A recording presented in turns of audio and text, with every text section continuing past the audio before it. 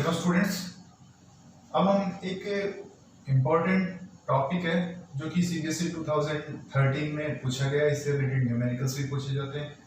तो बहुत सिंपल सा है, लेकिन आपका 11th का जो एसएचएम का जो रेगुलर एसएचएम है उसका कॉन्सेप्ट यहाँ यूज हो रहा है।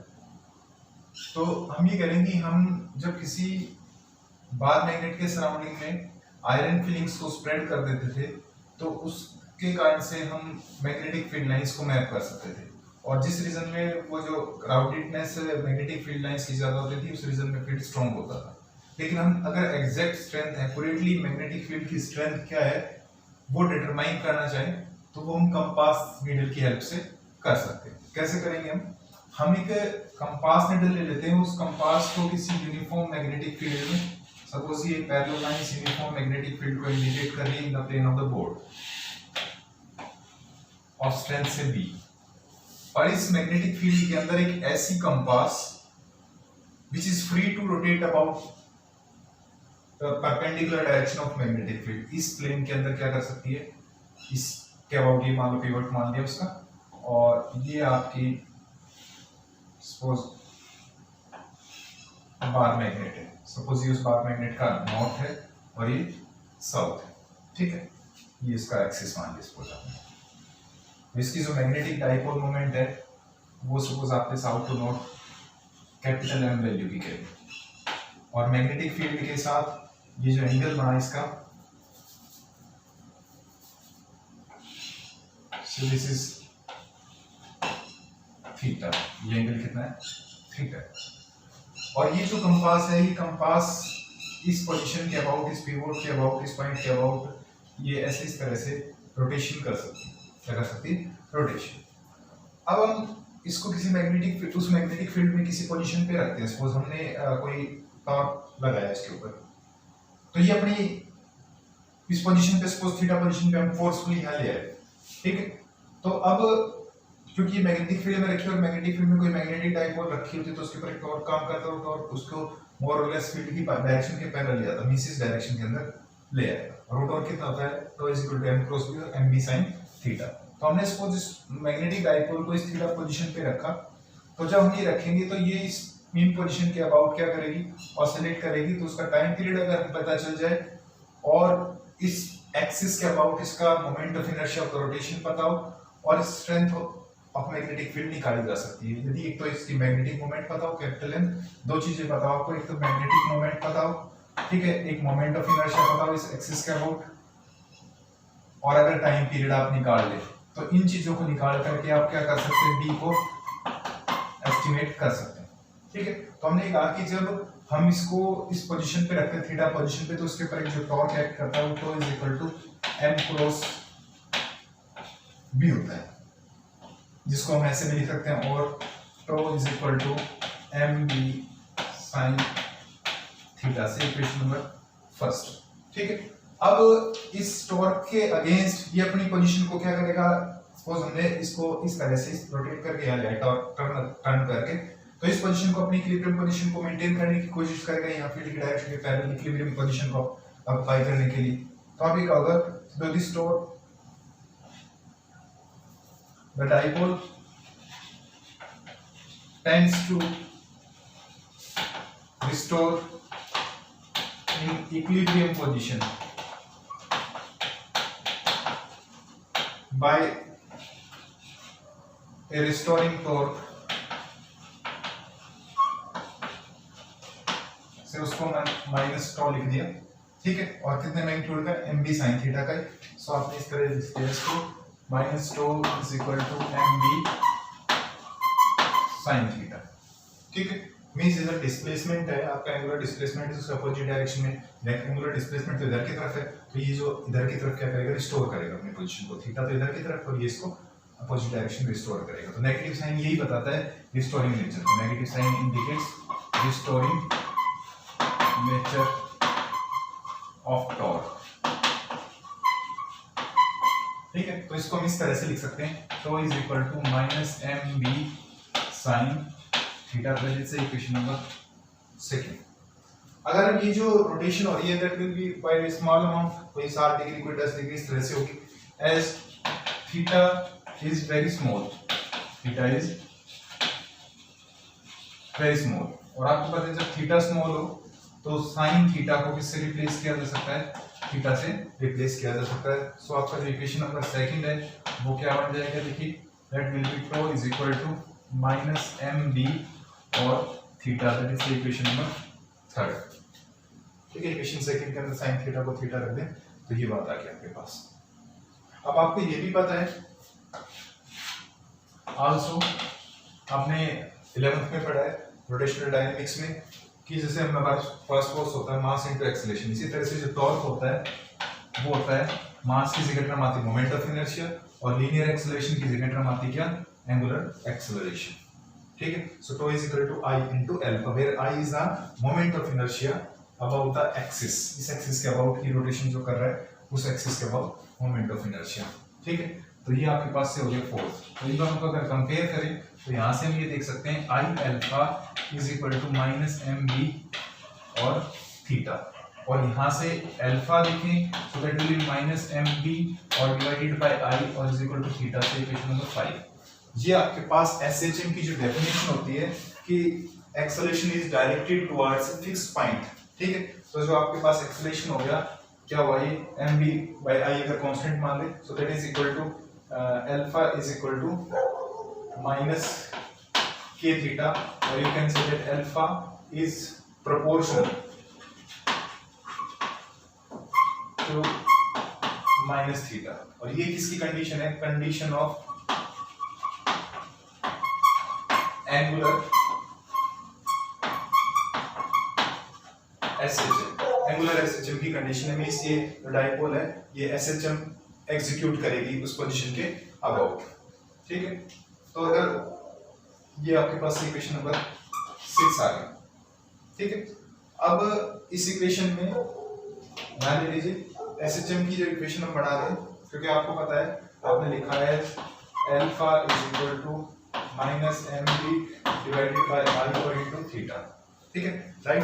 तो अल्फा जो है क्या है, एक्सेलरेशन है, और एक्सेलरेशन क्या होता है, डबल डेरिवेटिव ऑफ डिस्प्लेसमेंट। एक बार डेरिवेटिव करेंगे तो एंगुलर वेलोसिटी आएगी और दोबारा करेंगे तो एक्सेलरेशन। तो इसका मतलब ये हुआ, इसको हम ऐसे लिख देते हैं d2 theta by dt square is equal to minus M B divided by I into theta. तो इस i को भी इधर की तरफ लिख देते हैं, i is equal to d2 theta by dt square is equal to minus M B theta. ये आपके पास एसएचएम की इक्वेशन होती थी। ठीक है, तो हम इसको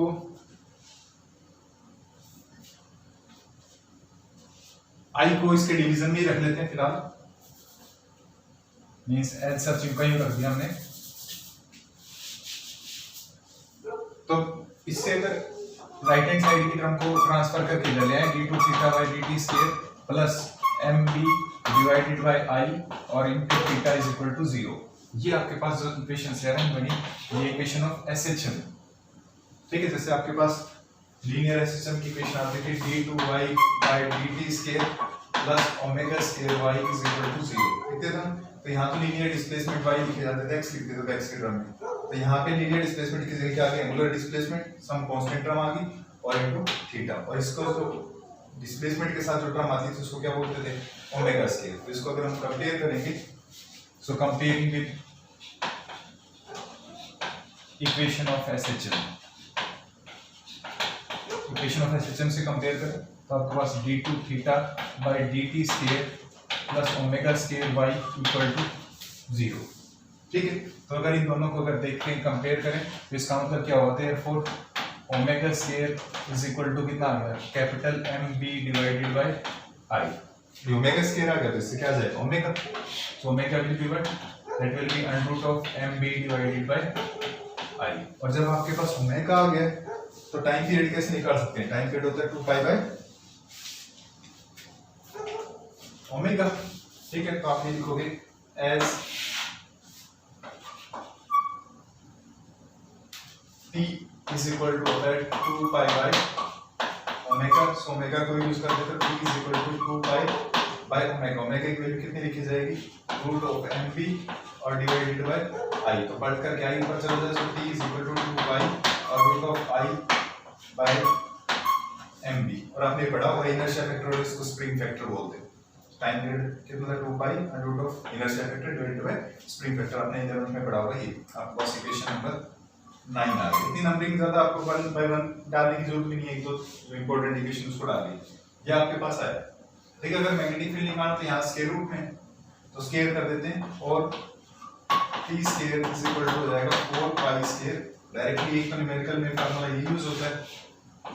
ठीक है, अब स्क्वायर कर देते t square is equal to 4 pi square और i और डिवाइडेड बाय mb, तो b निकालना हो तो b is equal to 4 pi square i और divided by t square m या m इनटू t स्क्वायर। ये आपके पास इक्वेशन हो गया। इसका मतलब अगर आपको एक्सिस के अबाउट, रोटेशन एक्सिस के अबाउट आपको मोमेंट ऑफ इनर्शिया पता है, मैग्नेटिक मोमेंट पता है, मोमेंट ऑफ इनर्शिया पता है, और आप टाइम पीरियड निकाल लेते हैं। सपोज आपने 20 ऑसिलेशंस का टाइम पीरियड निकाल लिया तो उसको टोटल टाइम को 20 से डिवाइड कर देंगे तो 1 ऑसिलेशन का टाइम पीरियड किस टाइम पीरियड आ जाएगा, तो टाइम पीरियड की वैल्यू यूज कर दें।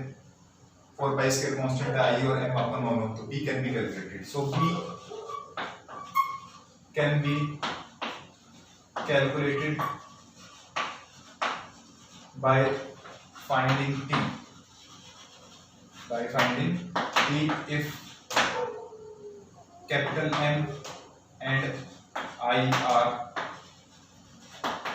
known. ठीक है, so this is the method to find the magnetic field strength और time period। time period को निकालने के लिए ये फार्मूला और मैग्नेटिक फील्ड स्ट्रेंथ को निकालने के लिए फार्मूला, इसके ऊपर न्यूमेरिकल डिस्कस करते हैं।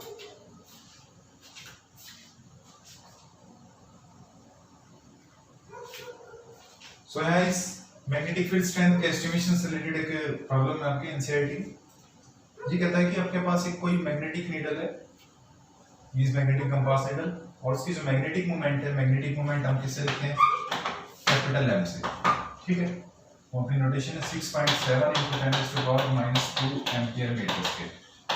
और कहता है इस मैग्नेटिक कंपास नीडल का जो पिवोट है उस एक्सिस के अबाउट मोमेंट ऑफ इनर्शिया है, वो मोमेंट ऑफ इनर्शिया I से दे रखा है, इस तरह के I से लिख दिया, वो है आपको दे रखा है 7.5 into 10 to the power -6 kilogram metre square. और कहता है कि ये 10 ऑसिलेशंस करता है, और कितने टाइम में करता है, 10 ऑसिलेशंस करता है आपके पास 6.70 सेकंड्स में, और किसके लिए 10 ऑसिलेशंस के लिए। तो सिंगल ऑसिलेशंस का जो टाइम पीरियड कितना होगा, that will B t by n, और t आपके पास है 6.0 divided by 10, so that will B 0.67 seconds.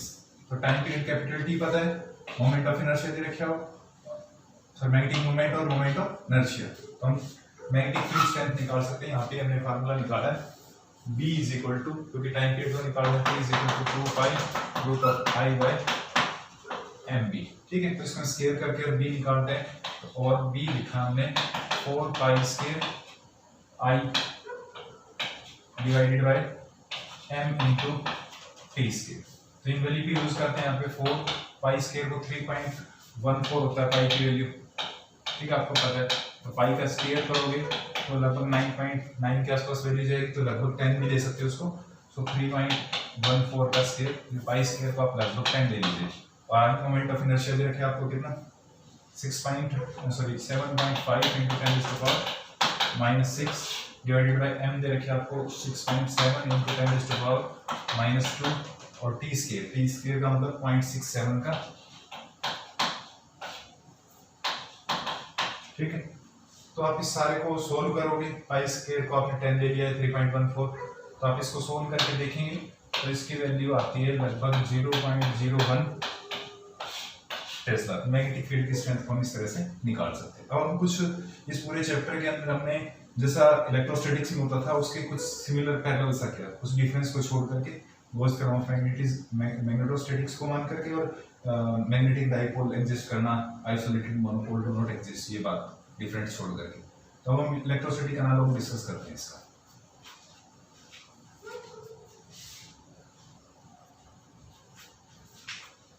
सो हम मैग्नेटोस्टैटिक्स और इलेक्ट्रोस्टैटिक्स के एनालॉग को डिस्कस करते हैं, और इलेक्ट्रोस्टैटिक एनालॉग ऑफ मैग्नेटोस्टैटिक्स हम स्टडी करें। आपको पता है कि इलेक्ट्रोस्टैटिक्स जो है वो चार्जेस की स्टडी करती थी, और चार्जेस कैसे आइसोलेटेड चार्ज एग्जिस्ट कर सकते थे, और आइसोलेटेड चार्ज और इवन देयर इलेक्ट्रिक डाइपोल को भी स्टडी करती थी। मींस चार्जेस के बारे में डिस्कशन होता था। लेकिन मैग्नेटोस्टैटिक्स में किसके बारे में डिस्कशन होता है? मैग्नेटिक डाइपोल, क्योंकि आइसोलेटेड पोल एग्जिस्ट नहीं करता है तो मैग्नेटिक डाइपोल से स्टडी स्टार्ट होती है। मैग्नेटिक डाइपोल जो कि आप लिखते थे कैसे, capital M is equal to small m into 12, या करंट रूप से निकालते थे M is equal to n into I into A, और डायरेक्शन लिखते थे n कैप से। ठीक है, इसके बाद यहाँ पे इलेक्ट्रोस्टैटिक्स का जो कूलम्स लॉ होता था वो फोर्स कैलकुलेट करता था चार्जेस के लिए 4 pi epsilon not q1 q2 bye r²। ठीक है, और इसके सिमिलर यहाँ पे जो यूज होता है वो है फोर्स मैग्नेटिक पोल के बीच में μ0/4 पाई और m1 m2 और डिवाइडेड बाय r², जबकि m1 m2 क्या है? पोल स्ट्रेंथ होती है। m1 m2 क्या होती थी? Pole strength. ठीक है, एक बार ये पूरे चैप्टर को रिव्यू करने का तरीका है कि पूरे चैप्टर एकदम से हमारे ध्यान आ सकता है। यहाँ जो कांस्टेंट यूज होता था K, वो होता था सपोज ये फर्स्ट ले लेते हैं, सेकंड, ये थर्ड। यहाँ कांस्टेंट यूज किया जाता था 1/4 पाई एप्सिलॉन नॉट। ठीक है, इसकी वैल्यू होती है 9 इंटू 10 टू पावर 9। यहाँ जो यूज किया जाता है μ0/4 पाई, फर्स्ट ये सेकंड और ये थर्ड। यहाँ कांस्टेंट यूज किया जाता है μ0/4 पाई और इसकी वैल्यू होती है 10 to power -7 weber ampere inverse है मीटर इनवर्स। ठीक है,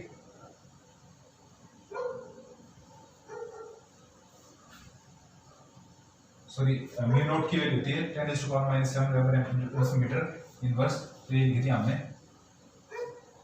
10 टू पावर -7 इसकी वैल्यू।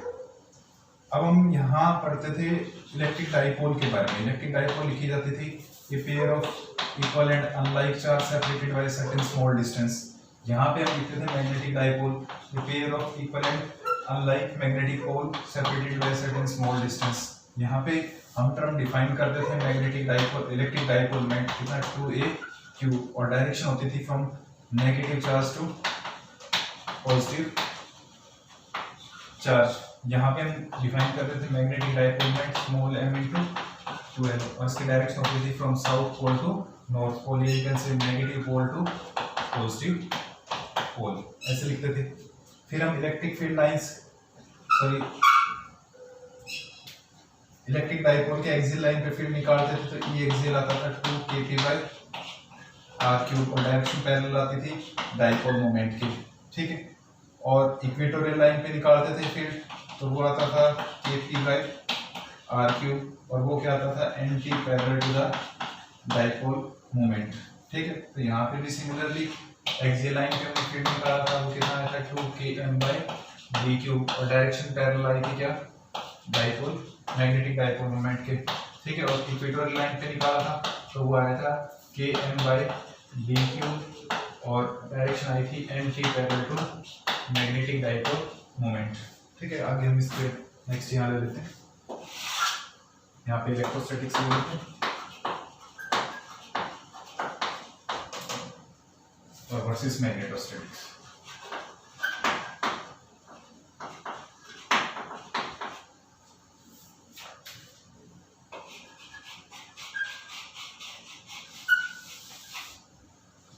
तो इलेक्ट्रोस्टैटिक्स में अगर किसी पॉइंट पे निकालते थे फिर वो आता था E(r)θ, वो लिखते थे हम kp/r³ और √3 cos square थीटा और +1। ठीक है, ध्यान होगा आपको।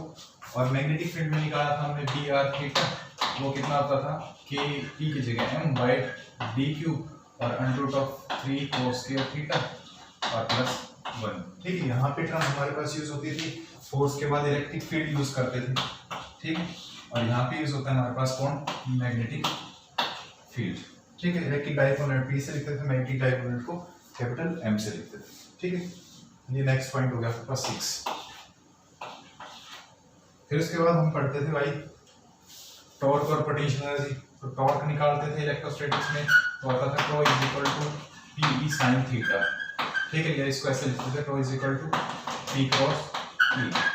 बिल्कुल सिमिलर इसके ऐसे ही हमारे पास आता था torque is equal to M B sine theta या साइन अल्फा, ठीक है, और टॉर्क लिखते थे एम क्रॉस बी से। यहाँ पोटेंशियल एनर्जी डाइपोल की निकालते थे u is equal to minus P E cos theta, या इसको ऐसे लिख सकते हैं u is equal to minus P dot E लिखते थे, ठीक है। यहाँ के केस में क्या आती थी, get result u is equal to minus M B, p की जगह m और e की जगह में, ये डिफरेंस होता है, और cos थीटा, और इसको ऐसे लिख सकते हैं u is equal to minus M dot B dot product, ठीक है। ये पोटेंशियल एनर्जी की बात आ गई थी और टॉर्क की बात आती है। इसके अलावा अब हम बात करते हैं, जो ये तो सिमिलरिटी के पॉइंट्स की बात थी लगभग, अब डिस्टिंक्शन की बात करते हैं। तो यहाँ पे गोस थ्योरम हमारे पास लिखी जाती थी, closed integral E dot ds is equal to Q total enclose और बाय एप्सिलॉन। लेकिन गोस थ्योरम ऑफ मैग्नेटोस्टैटिक्स है वो ये लिखती है कि closed integral b dot ds किसी भी सरफेस के लिए वो 0 होता है। मींस मैग्नेटिक फील्ड लाइंस कैसे लूप बनाती हैं, क्लोज लूप बनाती है। Electric field lines close loop नहीं बनाती। यहाँ पे भी लिख सकते हो इलेक्ट्रिक फील्ड लाइंस है वो क्या नहीं बनाती, do not form close loop, while magnetic lines forms closed loop। Magnetic field lines close loop बनाती है। Means divergence of magnetic field जो आपके पास क्या आती थी, 0 आती थी, ठीक है। तो इससे आपने ये कंक्लूजन ड्रा कर लिया था कि यहां से तो ये कहते हैं कि isolated charge exist,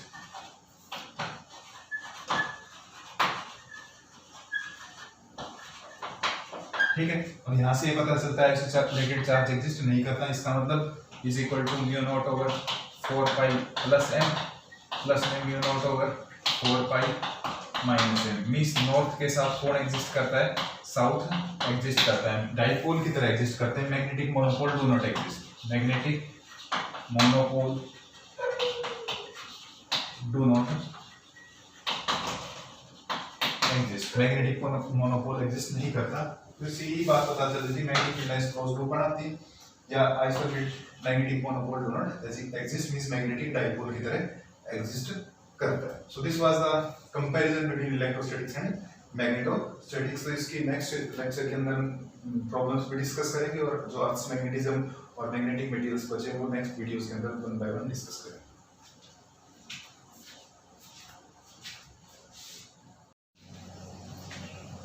Hello students, now we discuss some problems related to the magnetic dipole and the magnetic moment.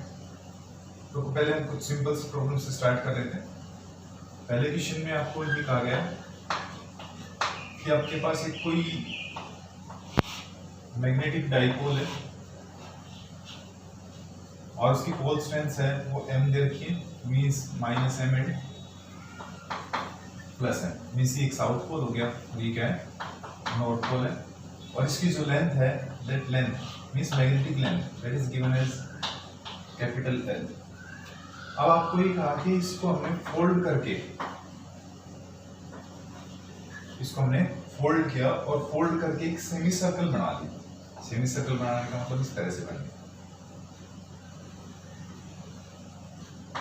ये आपका माइनस M और ये प्लस m। कहने का मतलब ये साउथ पोल हो गया, नॉर्थ पोल।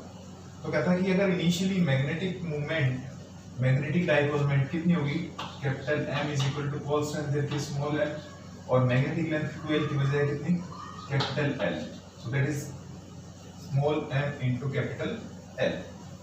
अब आपको कहता है कि पोल स्ट्रेंथ तो चेंज नहीं हुई, बस इसको फोल्ड करके इन पोल्स के बीच की सेपरेशन, और इन पोल्स के बीच की जो सेपरेशन है वो क्या कहलाती है, मैग्नेटिक डाइपोल लेंथ। तो मैग्नेटिक डाइपोल लेंथ आप कितनी होगी, L डैश, ठीक है। तो मैग्नेटिक मोमेंट हो जाएगी M dash is equal to pole strength पे तो कोई चेंज नहीं है, और इनटू लेंथ L डैश, ठीक है। अब आप ये कहिए L डैश हमें निकालनी है, तो ये L डैश आप ये समझिए एक तरह से आपका एक सेमी सर्किल है। जब आपका सर्किल होता है तो सर्किल में ये वाला जो पार्ट है, ये जो लेंथ है, ये किसके बराबर होती है, डायमीटर मींस रेडियस, और radius twice of radius, diameter के बराबर होती है।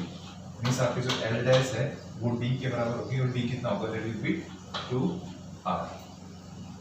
ठीक है, तो इसका मतलब हमें क्या निकालना है, r और l के अंदर रिलेशन निकालना। तो आप ये कहेंगे कि पहले तो ये सेमी सर्कल है और सेमी सर्कल की जो सरकमफ्रेंस होती है वो कितनी होती है, जो हाफ ऑफ द सरकमफ्रेंस कितनी, पाई r। तो इसका मतलब ये हुआ कि कोई फोल्ड किया है, जो लेंथ l थी, ये l किसके बराबर है, पाई इंटू r के बराबर है। तो यहाँ से हम r की वैल्यू निकाल लें, तो r की वैल्यू आ जाएगी आपके पास l ओवर पाई, राइट।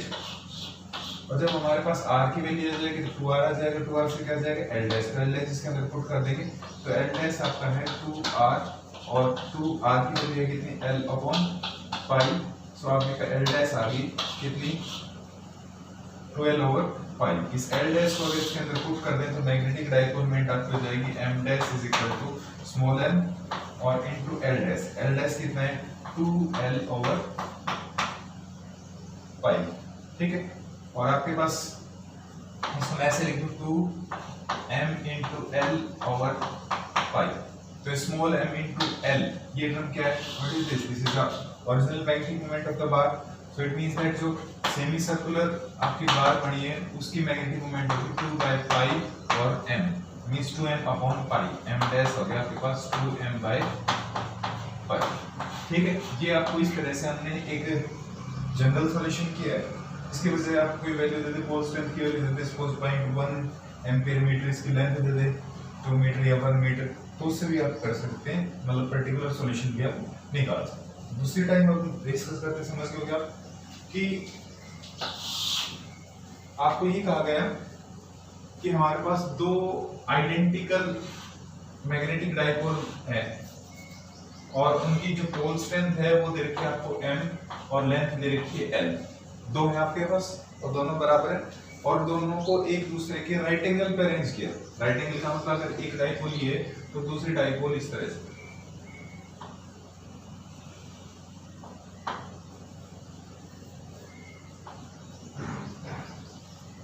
और ये कहा कि इस तरह से राइट एंगल पे अरेंज किया। राइट एंगल का मतलब ये एंगल कितना होगा 90 डिग्री, इस तरह से राइट एंगल पे अरेंज किया कि एक का नॉर्थ दूसरे के साउथ के साथ मर्ज हो रहा हो।